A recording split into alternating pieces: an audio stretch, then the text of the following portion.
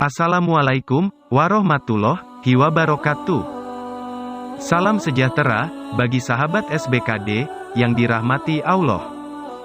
Haji Wada atau haji perpisahan merupakan ibadah haji terakhir yang dilaksanakan Rasulullah Muhammad SAW. Sebab beberapa waktu kemudian kondisi fisik beliau mulai memburuk. Sakit Nabi SAW kian parah. Akhirnya, beliau menghembuskan nafas terakhirnya. Seluruh kaum muslimin amat berduka cita. Bahkan, Umar bin Khattab sempat mengingkari kepergian Rasulullah SAW untuk selamanya. Hingga, Abu Bakar tiba menenangkannya dan menjelaskan, Rasulnya pun akan merasakan maut, sebagaimana diisyaratkan di dalam Al-Quran. Saat jasad Rasulullah SAW menjelang dimakamkan, Bilal bin Rabah berdiri untuk mengumandangkan azan. Tiba di lafaz, Asyhadu anna Muhammadar Rasulullah, aku bersaksi bahwa Muhammad adalah utusan Allah, suaranya terbata-bata. Kesedihan menguasai dirinya. Segenap kaum muslim pun menangis. Mereka menyadari, sosok mulia yang teramat dicintai itu telah meninggal dunia. Sebuah riwayat menyebutkan, Bilal bin Rabah semenjak wafatnya Rasulullah SAW hanya dapat melakukan azan 3 hari. Sebab, setiap sampai pada lafaz, aku bersaksi bahwa Muhammad adalah utusan Allah, ia selalu tersungkur dan menangis. Siapapun muslim yang mendengarkannya, juga akan turut terbawa suasana duka. Terkenang lagi, bagaimana ketika Rasulullah SAW masih hidup di tengah kaum muslimin.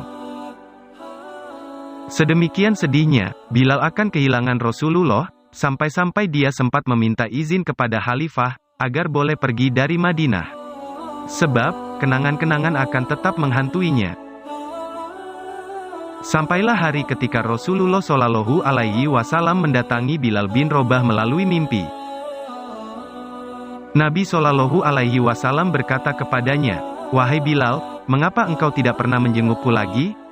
Seketika sang sahabat ini terhenyak. Begitu terbangun, Bilal begitu terkejut lantaran kata-kata Rasulullah SAW itu membuatnya ingin beranjak. Dia pun segera pulang ke Madinah.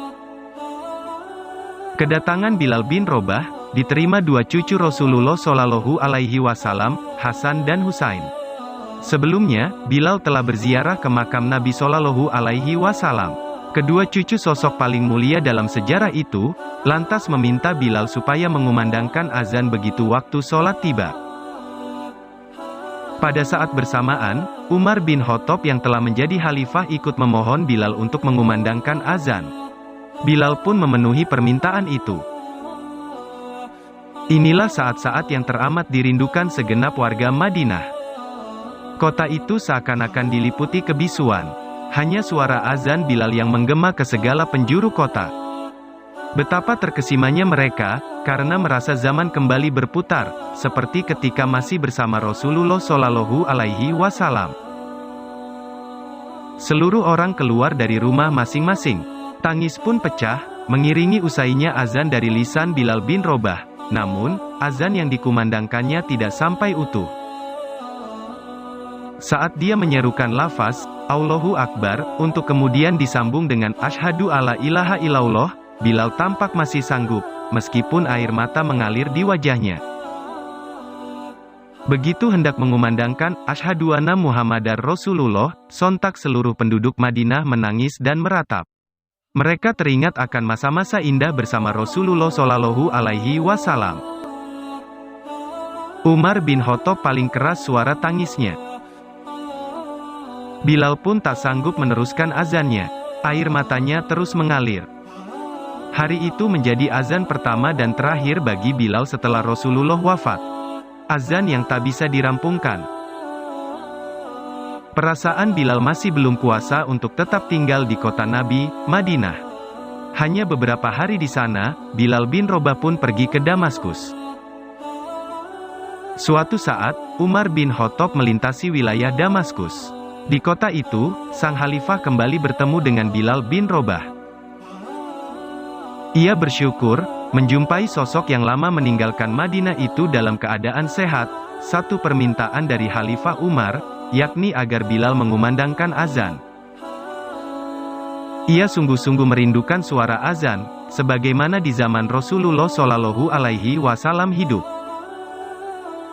Tidak kuasa, Umar bin Khattab menangis lantaran mengingat kenangan-kenangan bersama Nabi Shallallahu Alaihi Wasallam begitu mendengarkan lantunan azan dari lisan Bilal. Sampai ajal menjemputnya, Bilal bin Rabah menetap di Damaskus, sekarang bernama Suriah. Ia wafat pada tahun 20 Hijriah. Demikianlah kisah singkat, yang sudah pasti sering Anda dengarkan kisahnya sebelumnya. Di kesempatan ini, sengaja kami ulas kembali, agar dapat meningkatkan keimanan dan ketakwaan kita. Demikian kisah yang dapat kami sampaikan. Semoga Allah Subhanahu wa Ta'ala selalu menjaga kita semua karena ketakwaan kita. Amin ya Robbal Alamin.